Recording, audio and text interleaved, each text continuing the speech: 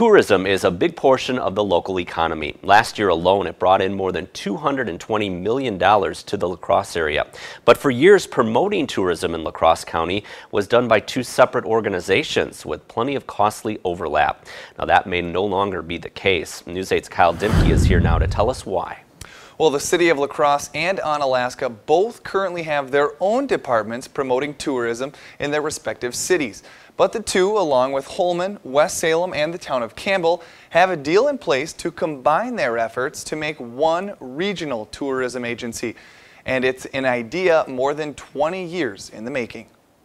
We have an agreement in concept to merge all tourism organizations in the county. Onalaska Mayor Joe Chilson says it was just time for the La Crosse and Onalaska tourism groups to start working together. Well, we were finding that we were advertising right next to one another in so many different publications and in so many different places that we thought that was just silly. After about 18 months of planning, the Intergovernmental Tourism Collaboration Board found that a tourism merger would be, among many things, cost-effective. There's at least a $200,000 savings, if not more, if you look at what the two budgets would have been for 2016 versus what this budget is. And there's a lot of other things we can do personnel-wise and stuff when you don't have to duplicate the job descriptions in two different locations. Current executive director of the La Crosse Tourism Organization, Dave Clements, says having one marketing plan, one budget, one message instead of two is something he and many others have been working toward for the last 2 decades because he says it just makes sense. The consumer doesn't know if they're in La Crosse or Onalaska or town of Campbell or West Salem or Holmen,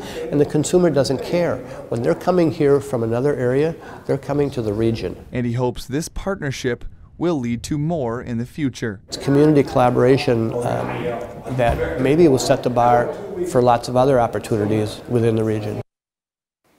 The new organization will have a board made up of representatives from all 5 municipalities involved, as well as 2 at-large seats and another for someone representing the hotels and restaurants in the area.